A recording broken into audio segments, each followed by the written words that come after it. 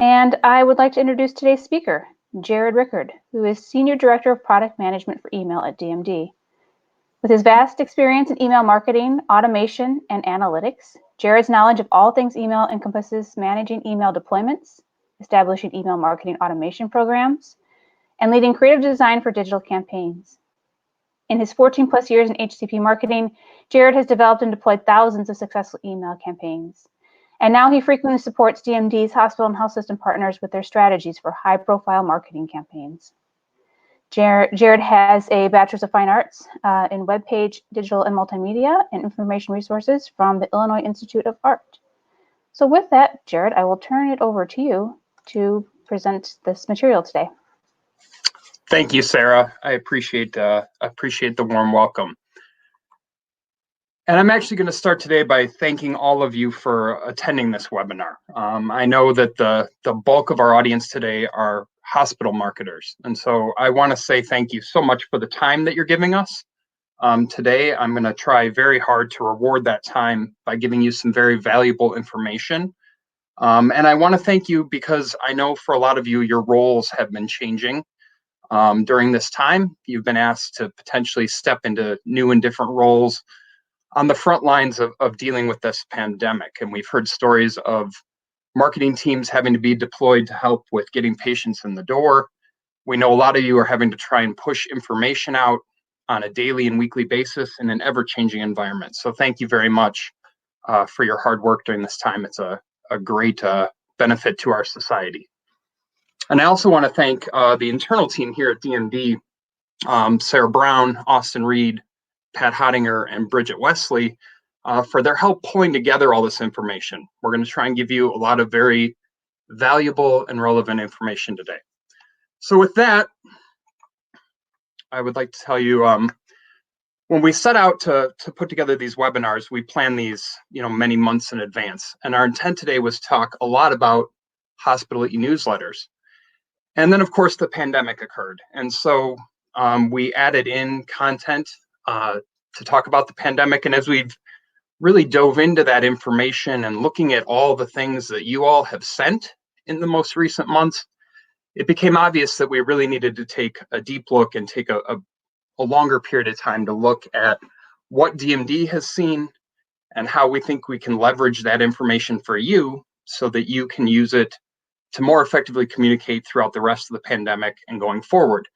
And then we will take a look at the e-newsletter and what I think the role of the e-newsletter will be as we transition from the time of the pandemic into a time of recovery and then into a return to normalcy. So we'll cover newsletter tone.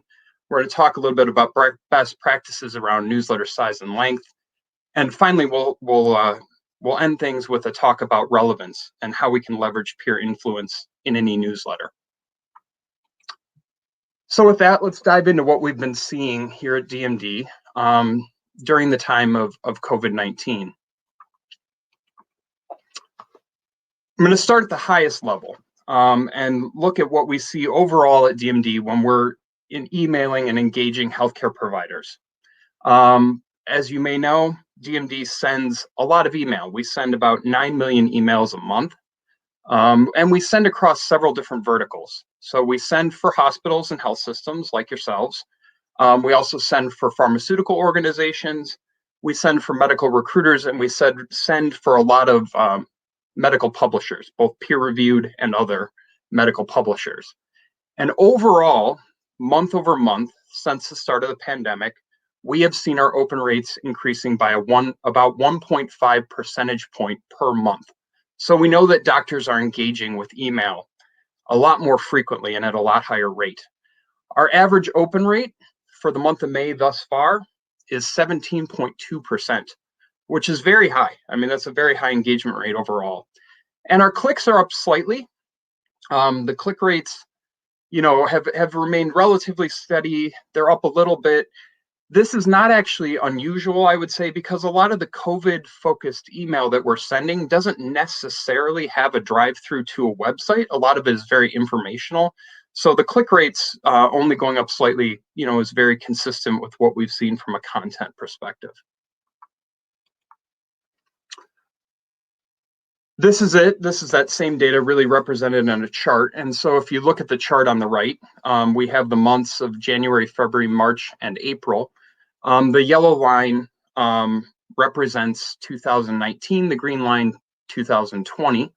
And there you see our open rate percentages. And so we are seeing a significant increase in engagement year over year. At this point, we see no signs of a drop off or even a plateau. And again, we're picking up open rate month over month. We do see that relevant content is performing best. Now, a lot of that relevant content right now is very pandemic focused, but it's not always pandemic focused. And so, but we definitely do see that the content that is being digested at the highest rates is going to be very relevant and very timely. And one of the reasons that we know that that is behind the scenes of this is that many of the major email providers, especially the commercial ones, if you think about Yahoo or Gmail or Hotmail, they've actually relaxed their filters, email filters on healthcare content. And so we'll talk a little bit more about that in a little while, but they are, they recognize that face-to-face interaction is not an option right now. And so they are being more generous with allowing healthcare email through their spam filters, and even at Gmail, allowing things to go straight to the inbox instead of to a promotions folder. For those of you who might be clients of DMD, you may have seen one of these charts. This is a chart that we pull for best day and time to open an email. The greener the square on this chart, the more likely that the healthcare provider will open at that day and time. This is a chart that was pulled in early February. This is for all healthcare providers, regardless of specialty, looking back 12 months. So this was a 12-month look back in early February. We do pull these charts by specialty and subspecialty, and we can pull it by different types of healthcare provider type. But this one is for all healthcare providers. And you can see here that, really good times for opens. Traditionally, in the morning on Tuesday and Thursday, and in the afternoon on Tuesday and Thursday. And we had a hunch that the time of best time and day to open might be shifting across this time, because we know that healthcare providers' days have changed a lot since the time of the pandemic.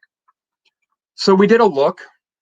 And again, this first chart is a look of February, January and February through March of last year. So first quarter last year.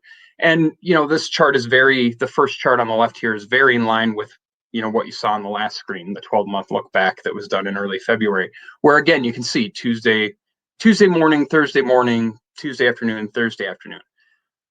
But then we started pulling the weeks apart, since the time of the pandemic. And so the chart on the right shows, a roll up of the first quarter this year. And what we started to see was week by week by week, since the time of the pandemic, there's been a shift to emails being opened later and later and later in the day. And so you can see that, for the first quarter this year, things shifted to be very afternoon and even Thursday evening focused. And we think one of the reasons for this, one of the obvious reasons for this, I think, is people have a lot more time in their evenings right now. Healthcare providers that have kids don't have kids activities going on. And, a lot of our evening activities have been limited during this time because of lockdowns. And so doctors are engaging with content later and later in the day. One of the other things is a shift to telehealth. Doctors have shifted in some cases to using telehealth platforms. They may not be engaging with patients quite as early in the morning. And so they're ending up spending time later into the day and evening.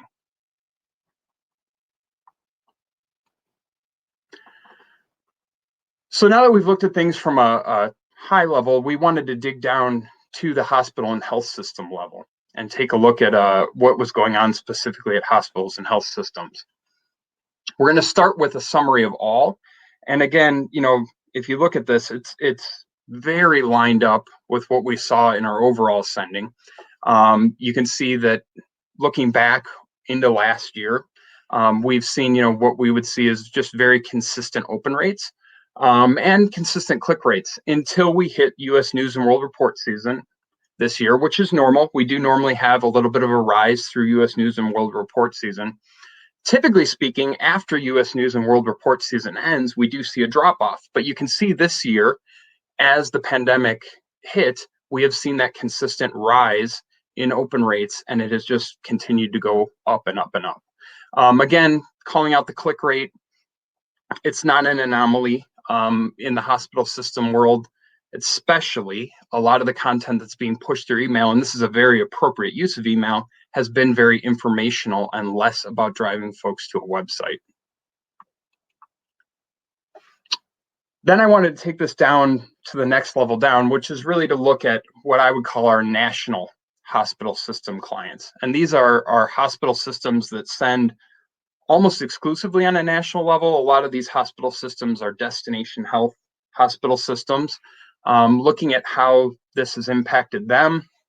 Now, I'm going to call this out. We'll look next at regional hospital systems, but the national hospital systems tend to send monthly or at bare minimum quarterly to most of their service lines, right? So they're sending on a very consistent basis. And so they have a very consistent trend line because they've curated a very consistent relationship with their healthcare providers.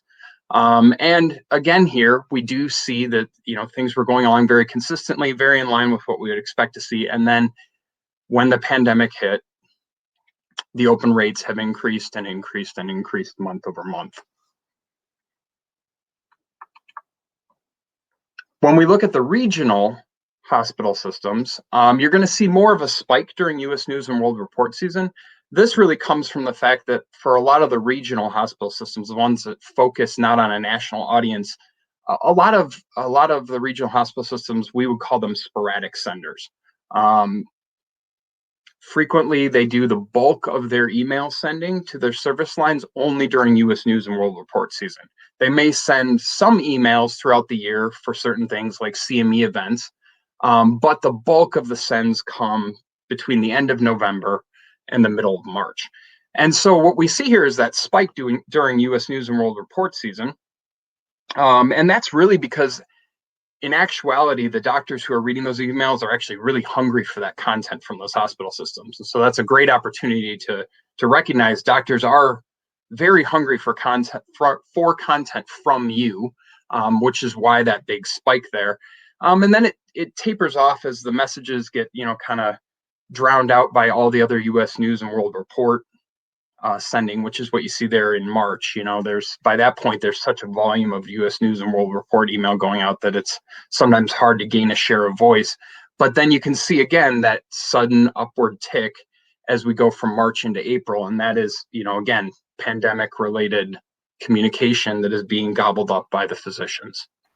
Jared, are we seeing the e-newsletters, the e-newsletter programs shift at all in terms of content to from maybe more focused on highlighting some of the key components that are important to U.S. News and World Reports to topics that are relevant to physicians around COVID-19? Are we seeing any trends there? Are hospital marketers leveraging their existing e-newsletters to share these critical updates and information? Yeah, that's a great question, Sarah. Actually, the trend we've seen is actually that a lot of people who normally are sending e-newsletters have actually stopped or pulled back on the frequency of their e-newsletters and are sending a lot more one-off emails. Now, in a lot of cases, I would say, Sarah, that's probably, pretty appropriate, right? Because they're being tasked with pushing extremely relevant, very logistical data out. But I do think, and we'll talk about it later, I do think that is something that does have a place in a newsletter. And I think it is, still advantageous of us as hospital marketers, even during this time, maybe to push very COVID-focused e-newsletters out the door. But that thus far has not been the trend we've seen. Thank you. Mm-hmm. All right, so looking at this, really kind of what are our takeaways here from this part of things? Well, email's purpose during this time is really about addressing healthcare providers' biggest needs. And the healthcare provider's biggest need right now is going to be addressing patient fears. And we'll talk a little bit more about that, but we know that patients potentially are afraid of going into hospitals. They're confused about their treatments and their therapies going forward. And the doctors are on the front line of addressing those fears. Another huge thing from healthcare providers' needs is adjusting to a new normal. They're trying to do healthcare in an almost exclusively digital world, right? They're trying to really limit their face-to-face contact. Patients are sometimes afraid even to just go into a doctor's office. What does that potentially mean? Are they putting themselves at risk? And a lot of doctors are, for the first time ever, experiencing telehealth. We just recently did a telehealth survey here at DMD, got a lot of responses on it. And, a lot of healthcare providers, about 80% of the people who responded that they are using telehealth also responded to say that they had not used telehealth previous to 3 months ago. So that means it's a new environment for them, and they're adjusting to that. So, the ways we can definitely help them is by being very relevant. I think this is a key one, providing patient support material in a digital format, something that they can easily forward on to their patients, something like a PDF. We definitely need to be taking a supportive tone versus a promotional tone. And, I think we can build a lot of goodwill by informing healthcare providers on how our organization is helping and what we're doing to make changes. And obviously, again, we need to help assuage fears. And so I'm going to take that to a very personal level. On Monday this week, I live in Illinois. My kids started their summer vacation Monday. And I have 4 kids, and no summer's complete until there's a broken bone. Luckily, we got that out of the way on Monday. And my son, Jack, my 3rd oldest, actually fell off his bike Monday morning, and he broke his wrist. And so normally my immediate fears there would be, is he okay? How bad is he hurting? And certainly those fears were there, but I had all new fears this time, and it's the fears I had in that moment are, should we take him to the emergency room? Is that the right course of action right now? Should we go to the hospital? Are we putting ourselves at risk? If we do go, where do we go? If we go, who all can go? Should my wife and I take him? Just one of us? What do we do here? And who and what do we need to bring with us? Do we need a mask? Do we need gloves? And so our referring physician, our pediatrician, Dr. Michael Lesser, he's on the front lines of answering those questions for me. And so the hospitals that he might refer us to, emergency rooms, immediate cares that he might refer us to, they need to have provided that information to him so that he can address my patient fears in that moment. And those need to be top of mind for him, right? Because he's answering those kind of questions all day long. So you can imagine this is broken bones are terrible. He'll heal 4 to 6 weeks and he's fine, doing well. But if a patient is getting a first-time diagnosis of cancer or some other serious ailment that's going to require, long-term care, that's a lot scarier proposition. Do I go in for therapy? Is it safe for me? Am I at risk? Those are the kind of patient fears that healthcare providers have to address every day right now. And we as hospital marketers have the opportunity to really help them address that. And if we do that well, we will have really done our job. So I mentioned earlier that, that the email filters at Yahoo and Gmail and Hotmail and things have loosened up in order to allow the easier flow of healthcare information during this time. And so one of the questions I had and our data team had was, does it require us to have the word COVID-19 or coronavirus in our subject line? So we wanted to take a quick, deeper look at that to understand it. You can see here that, in April, emails that had COVID-19 in the subject line from hospitals performed well, a little less well in May, down a little bit in May. But when we look at COVID-focused emails that did not have COVID-19 or coronavirus in the subject line, they performed well both in April and May. And what this really tells us is, and we know that the filters are very sophisticated. They do a very good job of contextualizing the email that comes through them. You are definitely not required to use the term COVID-19 or coronavirus in your subject line. If you have the content in your email, that is plenty enough. And again, even healthcare email that does not have COVID-19 in it specifically is getting through those filters more readily.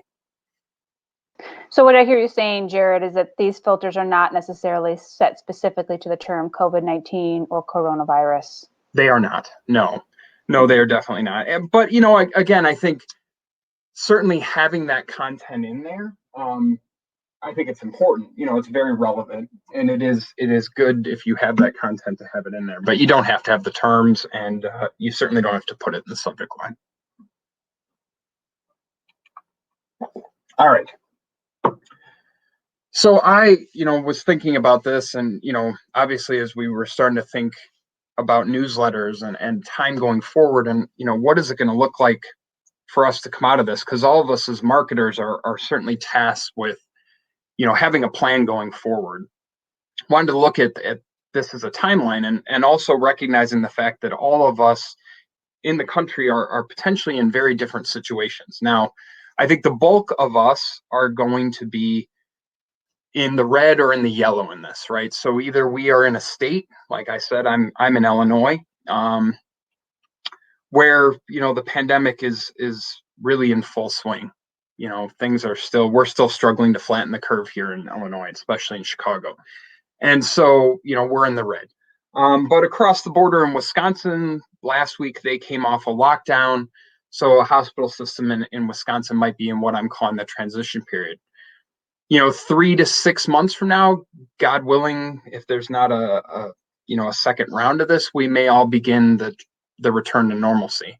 And so, what does email look like in these different phases? Well, I think as long as we are, in the heat of the pandemic, our emails should really be crisis response focused. And a lot of those are going to be very logistical. And we've seen that as I've tried to dig through literally all of the email that our hospital system clients. I've taken a look at the creative and the subject lines and pre-headers of all these emails, trying to really get a feel for what are the emails you're sending, what do they look like, and what's appropriate. I think that's really the appropriate focus, logistical crisis response focus.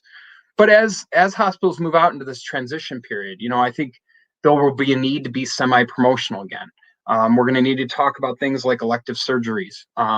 What will the return to normal look like? There's still going to be a logistical element. And then obviously as we return to normal, we are going to be required it's incumbent on us, to drive service line growth and to drive referrals. We're going to have to be increasingly promotional. And then I think there's an opportunity here to talk about how we responded as a hospital system and highlight the personal stories that come out of these times. So what does that look like, on a regional or local level? I think obviously COVID-19 updates, keeping the healthcare professionals in your area informed. Again, the doctors in your area need to know how to get patients into your hospital system.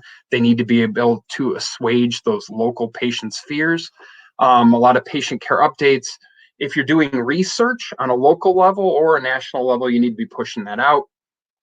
We've seen some hospitals do virtual town hall meetings. I would call this knowledge share webinars as well.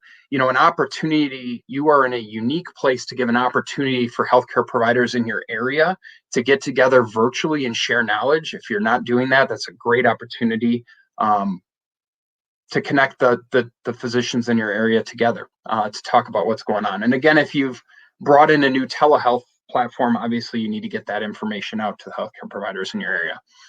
For our national hospitals, really the research is extremely important, getting that out the door, and letting people know what the impact on destination health is. There's a lot of logistics that go behind that. In my area, there are national destination hospitals that we rely on for care, and how do I interact with those at this point? And then obviously, again, information on those elective procedures, and again, knowledge share through webinars and things like that. I say this, obviously I'm the email guy at DMD, but I really do genuinely feel like email is the right channel right now for interacting with doctors. And I think those open rates that we saw earlier really back that up, that doctors are really engaging with email right now. And I think the reason why email is so great in this time is it's a very polite channel. It's on the healthcare provider's terms. We know that everybody's days are changing. They're up in the air.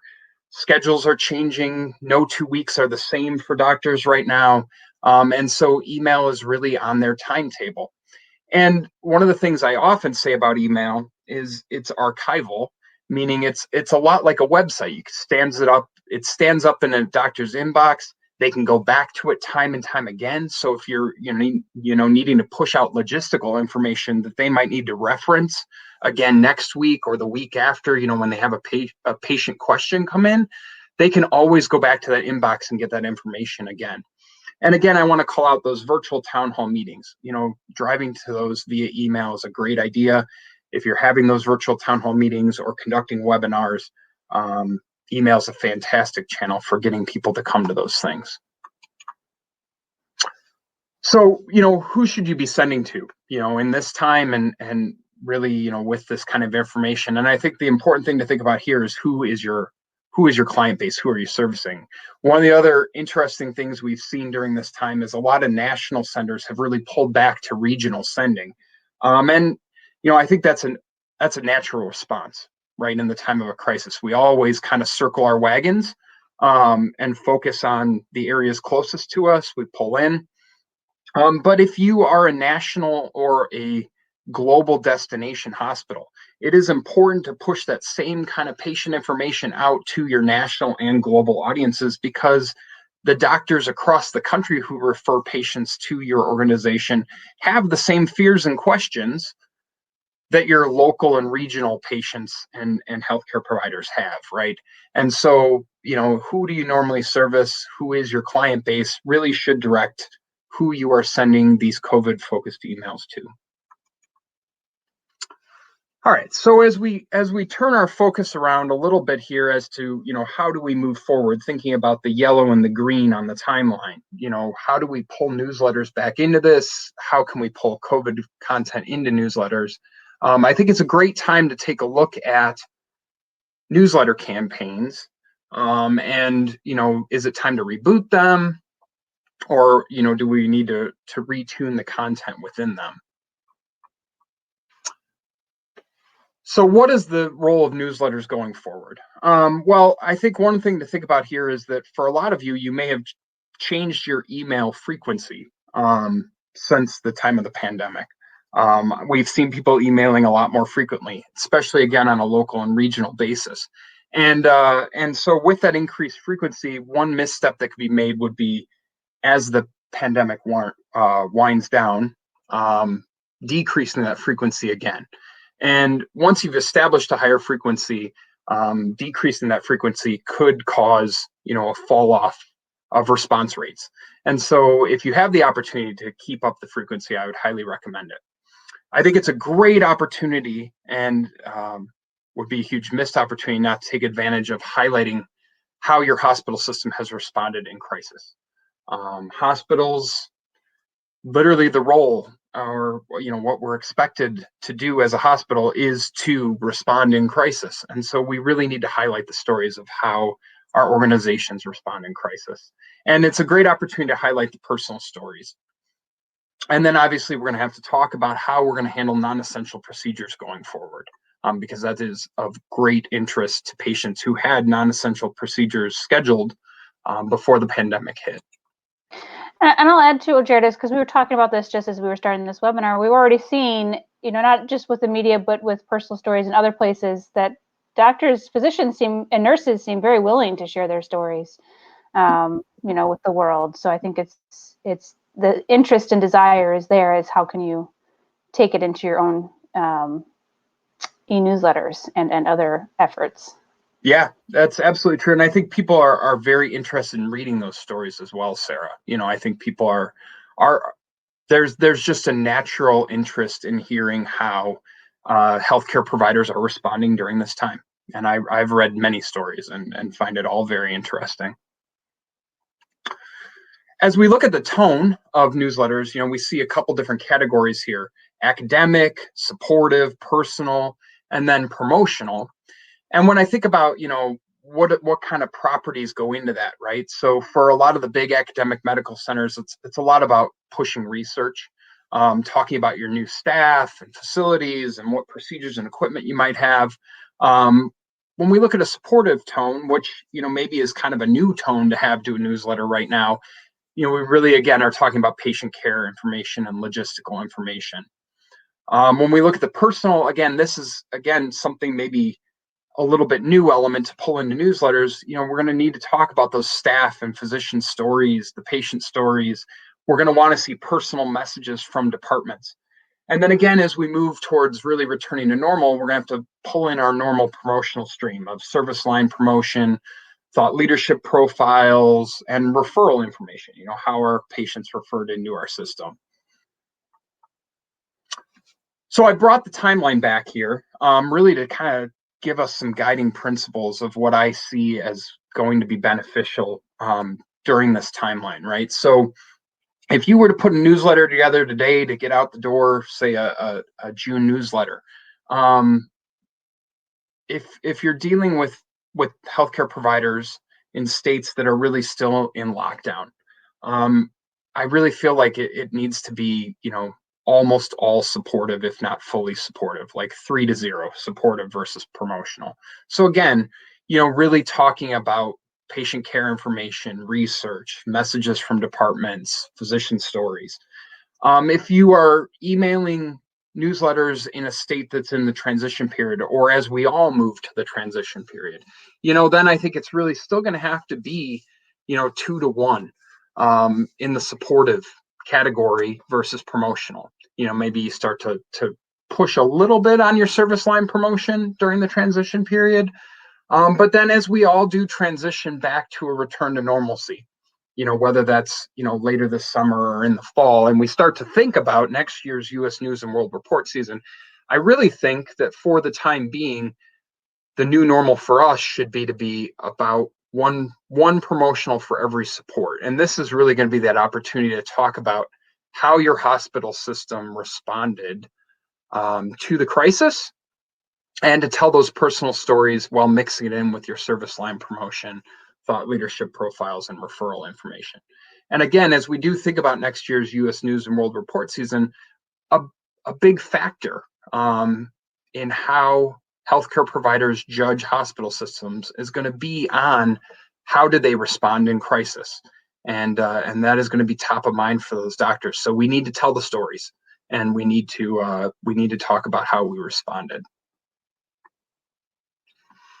This is a very busy slide. I'm just going to call it out right now. It is busy. What is laid out on here is our consistent senders versus our sporadic senders, and the open rates and corresponding click rates of these consistent versus sporadic senders. And we're looking back, a year. And so when we look at this, I want to call out again, we saw this, earlier on another chart that was a line chart. At times, the sporadic senders will have higher peaks in terms of open rate. And that, again, speaks to the hungriness that your audiences have for your content if you're a sporadic sender, right? When you send, people open. They're very interested in hearing information from you. But I want to call out the fact that the orange dots here universally are higher for those people who send consistently. So I'm frequently asked, we're being tasked with driving more healthcare providers to our website. What's really the key to that? Hospitals who send monthly or at least quarterly see approximately a 200% increase in website engagement. And that's extremely important to think about. If you are being tasked with driving folks to your website, it is very important to be consistently sending your newsletters versus only sending them, say, during U.S. News and World Report season. As we turn our focus kind of to content versus frequency, I'm also frequently asked, how should I lay out my e-newsletter content? And especially important here if we think about pulling in some of these other elements like stories about how our healthcare providers have responded during this time. What's the right amount of content to put in the newsletter? We always talk about 8 seconds. 8 seconds is a universal email marketing standard. It's the time at which we consider something a read versus a glance in email. So it's really the point at which somebody's made a value judgment to stay within the content you've given them via email. And it's also, typically speaking, about the amount of content somebody ingests before they make a click decision. So that data comes from a much larger group than just DMD, but it's an important point of information. And so what does that really look like on a content level? It's about a single paragraph of text with an image. Or it's about 5 to 7 clickable news headlines. So maybe if you have, we'll talk about this later, like a list of trending topics, it would be about 5 to 7 of those. Or it could be a single paragraph, short paragraph with a KOL bio and a headline. Or it could be a photo of your facility and then again, a single short paragraph. That's about 8 seconds. So when you're laying out a newsletter, we're going to talk about here, how many stories. We really want about 3 or 4 of those single paragraphs with an image and then a call to action. So I put a newsletter up here that's really well laid out, nice and short and crisp, and again has these 8 to 10 second blocks of content with a call to action. And that's really going to allow us to optimize healthcare providers flowing through our newsletter to our website, assuming that we want to get them over to our website. Now, I say 3 to 4 stories here, and the reason I say that is that the bulk of your engagement is going to come on a mobile device, probably an iPhone. And anything more than 4 stories means a lot of scrolling. And so what we see when we look at engagement metrics is not many people, very few people engage with any stories below story 4 in an e-newsletter. And again, it's just the nature of how much time does a healthcare provider have to give you when you send them your newsletter. They just probably are not going to spend enough time to scroll 8 stories deep on a mobile device. And so really keeping it to 3 to 4 stories is going to drive the maximum engagement. The final topic I want to talk about today is really looking at how we can use really relevant content, or the idea of relevance, and something called FOMO, which, if you don't know what that means, it means fear of missing out. Not something I'm always a fan of, but in the case of newsletters and healthcare providers, I do like the idea of FOMO, the marketing term FOMO. Again, healthcare providers are really tasked with knowing the most relevant information about the disease state that they treat, right? I mean, that is truly incumbent of them, and they are very competitive people. They want to know the most. They are tasked with being the most knowledgeable person in the room about their particular disease state. And so one of the ways we can leverage kind of that idea of fear of missing out is to present them with, what are other peers reading about, and use that as the driver to get them to engage with relevant content. Now, DMD has another product called AIM, or our Audience Identity Manager. And one of the ways that can be really leveraged is to take a look at, by installing an AIM reader on your site, you can see at the healthcare provider level, at the NPI level, you can see what different people have been reading on your website.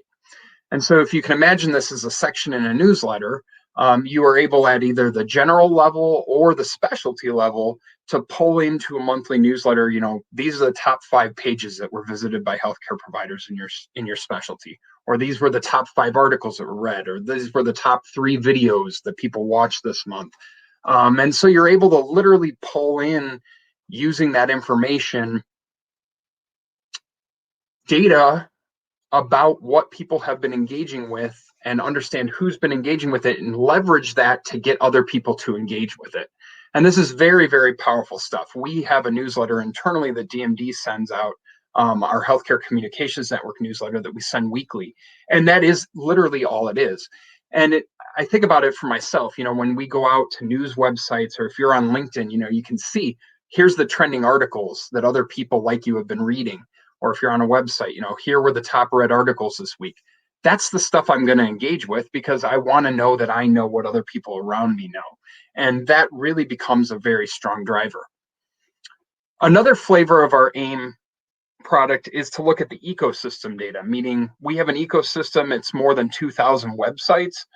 medical websites, and we're tracking these healthcare providers across that AIM ecosystem. And so we can see what they're reading everywhere. And so one of the ways that that can be leveraged into a newsletter, again, you could take a look at that. You get a report. You could say, oh, most of the cardiologists have been reading about this, this, and this.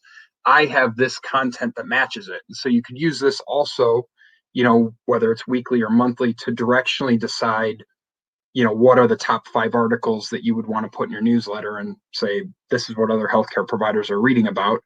Or more frequently, we look at this ecosystem data as the driver to tell us what content should we produce right now. What kind of content should we put out there into the world right at the moment. And so that becomes an extremely important driver as well. And I want to call out here, as we're talking a little bit about content or driving content, one of the other interesting trends we've seen since the time of the pandemic is that user-created content has become totally acceptable. You think about something like The Tonight Show with Jimmy Fallon, he's recording that at home using an iPhone.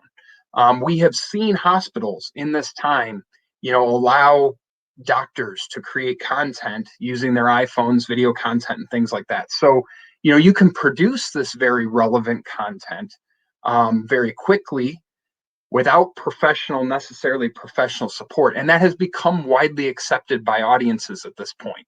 I think that's a big shift. We always think we need to produce this very slick content, but just because of the conditions of the pandemic, I don't think that is any longer the standard. And honestly, I kind of hope that stays the standard going forward. I think it would be good for us to think about pushing relevant content much quicker and accepting the fact that it does not have to be professionally produced. So some of the things we talked about, again, I think most of us are still in the thick of this pandemic. And so we need to consider, how we're emailing in this time. We need to make sure that we give the best opportunity for us to support the healthcare providers that are supporting the patients. And we need to make sure they have all of the relevant information to assuage patient fears in this time. It's extremely important. It's a great service to our society, and we need to keep doing that. Email is a fantastic channel for which we can engage healthcare providers right now, because again, it's very polite. And we see from these open rates that healthcare providers are very interested in hearing from you. They're interested in the content you're pushing, and it's a great time to be emailing. And I want to remind all of us, how we respond in this time is going to play a role in our future reputation. It's very important that we highlight how we responded and that we make sure we're responding in the best possible way that we can. I want to remind all of us, we don't want to forget to communicate with our whole audience. If your audience is truly national, it is important to communicate with your national audience through this time and provide that support. And as we do return to normal, I think it is very important to think about your newsletter campaigns. Think about how often you're doing them. Think about the content you're putting into them. And again, DMD is here to help you. We're here to support you in building good newsletter campaigns. And we look forward to working with you in the future on your newsletter campaigns. I want to call attention to a couple other things. We do provide a lot of support and we share a lot of content, and we have that available on our website. As you heard, all of you will get a recording of this webinar. The webinars are also on our website at any time, so you can go back and look at them. As well, in this webinar, the deck is linked. We presented a lot of data here today.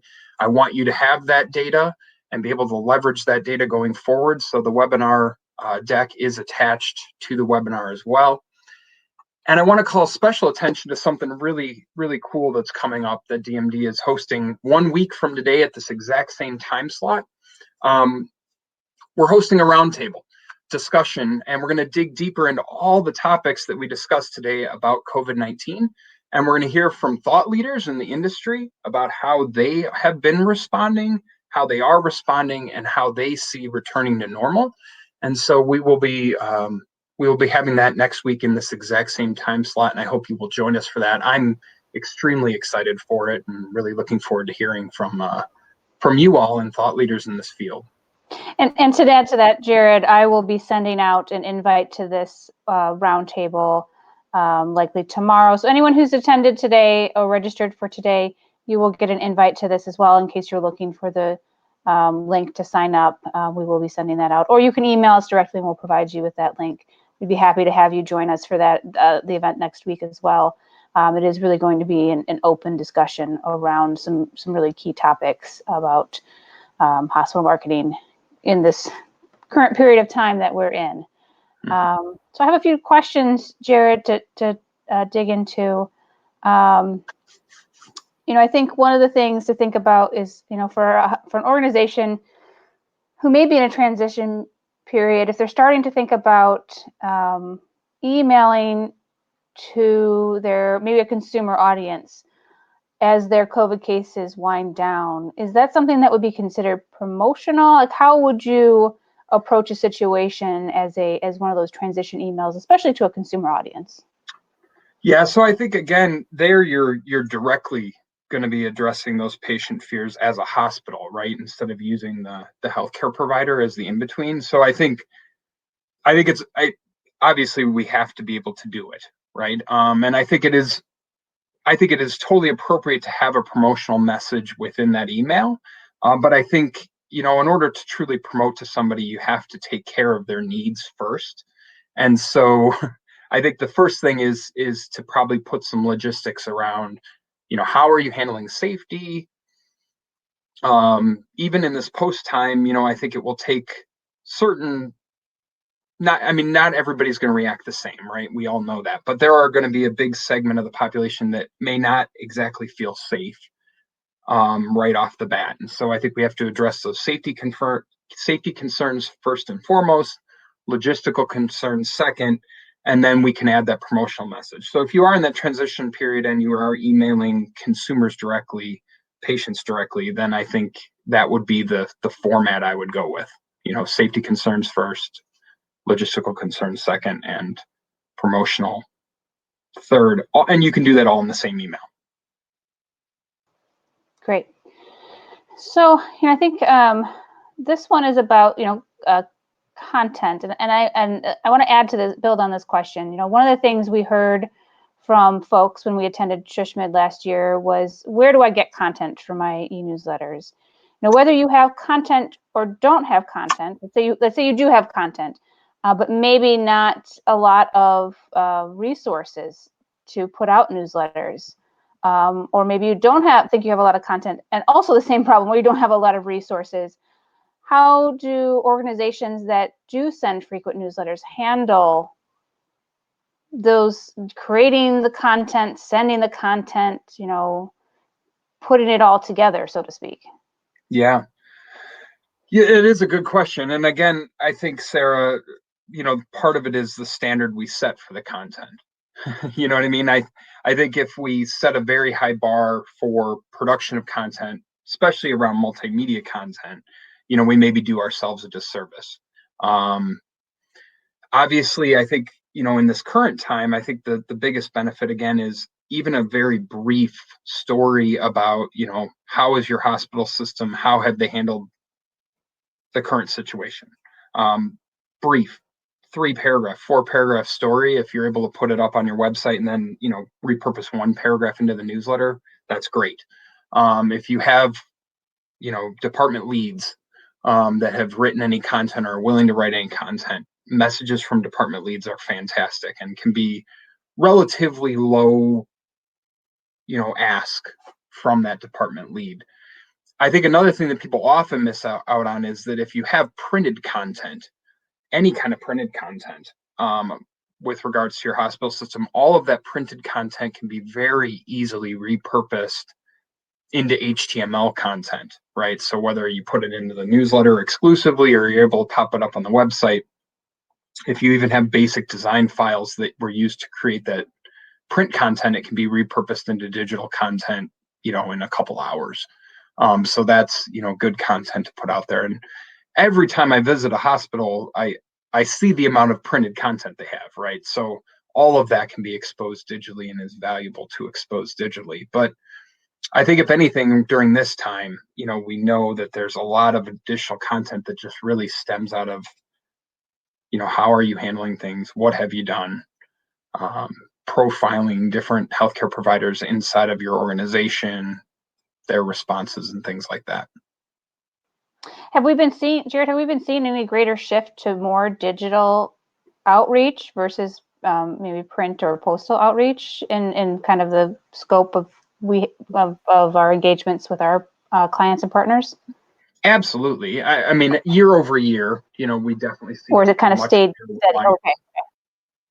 Yeah, I think year over year, I've really been engaging in I come from a much more pharma background previous to my time at DMD, but in the last 5 years, I've spent a lot more time with the hospitals and health systems. I've really dug in there, and I see year over year much more of a reliance on the digital channels compared to print. But there is still a lot of work done in print for hospitals and health systems, and so again, I think even content you did 2 years ago or 3 years ago in print that you've never exposed digitally potentially has value in a digital world, right? And whether that's email or getting it up on your website, exposing it in a social channel, whatever the case may be, anything you have in print should also be available in digital. And I think this time has proved that more than any other time, right? Because doctors need to engage digitally right now. They are really trying to limit face-to-face time.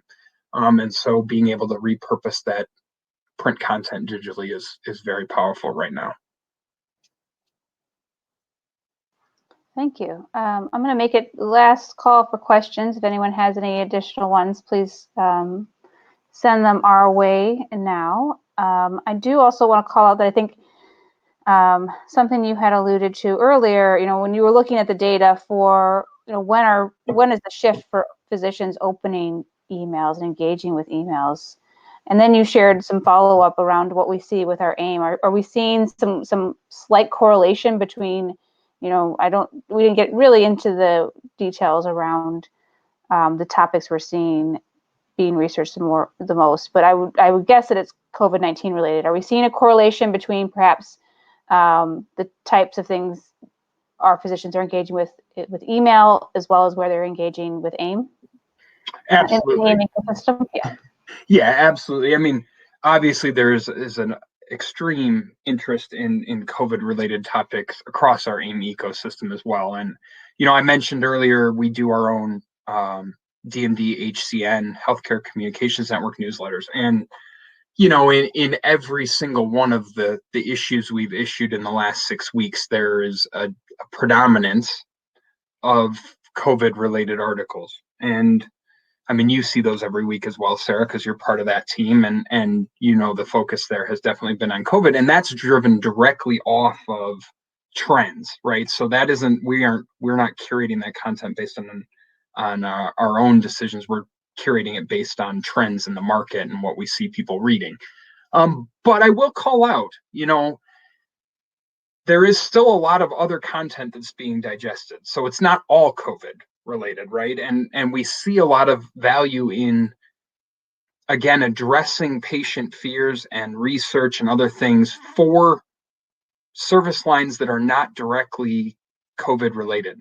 Oncology, for example, people with cancer are very concerned about their cancer treatments in this time, right? And the doctors that are treating them want to understand all the latest advancements in oncology, just like they did before this time began. What's been added in is, how does COVID interact with those treatments, and how have hospitals changed in how they're handling those treatments? That's valuable right now, but so is all the base oncology information, and nothing's changed in that regard. Thanks, Jared. Mm-hmm. So with that, I'm going to say thank you to everyone for attending today. Thank you, Jared, for sharing this information with us. I would remind everyone, too, in the handout section, the presentation is there as a PDF. You'll be able to see all the charts and information that Jared shared with us. And another reminder that we are holding a roundtable next week at 2 p.m. Eastern. We'll send out an invite to that as well. We really would like to have you join us for that event. We're bringing in some key marketing directors from across the country that to guide us in that discussion. So again, Jared, thank you. And thank you everyone for attending today. Thank you, Sarah. And thank you everyone for attending.